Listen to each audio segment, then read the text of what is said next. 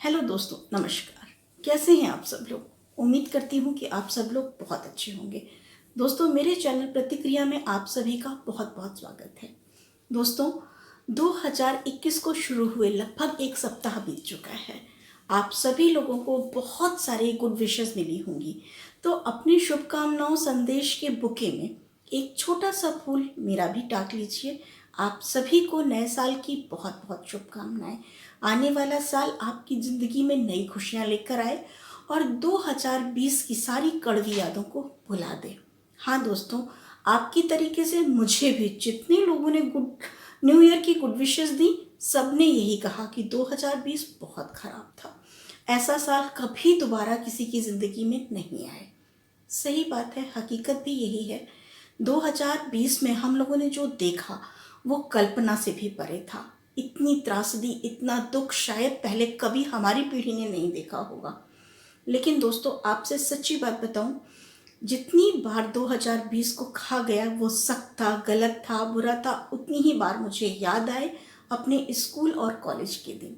और मुझे याद आई अपने उन सख्त मिजाज टीचर्स की, जिन्होंने अपने सख्त रवैये की वजह से हम लोगों को कई कठोर सबक दिए थे। ये सच है कि उनको बहुत सारे उपनाम दिए गए, वो बहुत अलोकप्रिय थे, कोई उनको पसंद नहीं करता था, लेकिन उन्होंने जो सिखाया वो हमेशा याद रहा। उनकी डर की वजह से या उनके द्वारा दी गई सज़ा की वजह से, जो भी वजह रही हो, लेकिन उनके सबक हमने कभी भुलाए नहीं। तो 2020 मुझे लगता है कुछ इसी तरह का था, एक कठोर अनुशासित शिक्षक की जैसा, जिसने हमको बहुत कुछ सिखाया और समझाने का प्रयास किया। तो दोस्तों, अगर हम 2020 को भूल के आगे बढ़ते हैं तो ये हमारी गलती होगी। हमें 2020 से सबक लेते हुए आगे बढ़ना है। हमें उन सभी चीज़ों को याद रखना है जो वो हमें सिखाना चाहता है।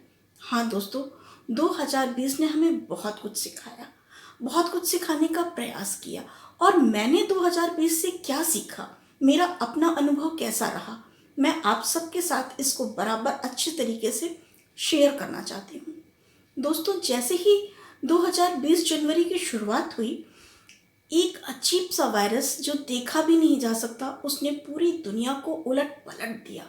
इतनी तेजी से फैला कि पूरी दुनिया ठप पड़ गई। जो जहाँ था उसको वहीं कैद करके रहना पड़ा। हालात दिन पर दिन बिगड़ते चले गए और सांसों का बोझ इतना भारी हो गया कि हमारे शरीर ने उसको उठाने से इनकार कर दिया। चारों तरफ बीमार लोग, पूरे अस्पताल भरे हुए, इतनी ज़्यादा त्रासदी, इतनी ज़्यादा तकलीफ आप सबने देखी है। बहुत सारी चीज़ें तो मैं कह भी नहीं सकती हूँ, इतना बुरा हाल था। फिर जोर दिया जाने लगा अपने शरीर को स्वस्थ रखने पर, अपने शरीर की रोग प्रतिरोधक क्षमता को बनाए रखने पर, अपनी इम्यूनिटी को मजबूत रखने पर। क्या किया जाए कि हमारा शरीर इस तरीके से बीमार होने से बच जाए। लोगों ने तरह तरह के उपाय बताने शुरू किए, प्राकृतिक चीज़ों का सहारा लिया गया, दवाइयाँ आईं। फिर धीरे से मुझे लगा कि प्रकृति हमें समझाने का प्रयास कर रही है। बड़े बूढ़ों की वो बात हमें याद आ गई जब वो कहा करते थे कि पहला सुख निरोगी काया। हाँ दोस्तों, अगर शरीर स्वस्थ है तभी हम जीवन की जंग को जीत सकते हैं।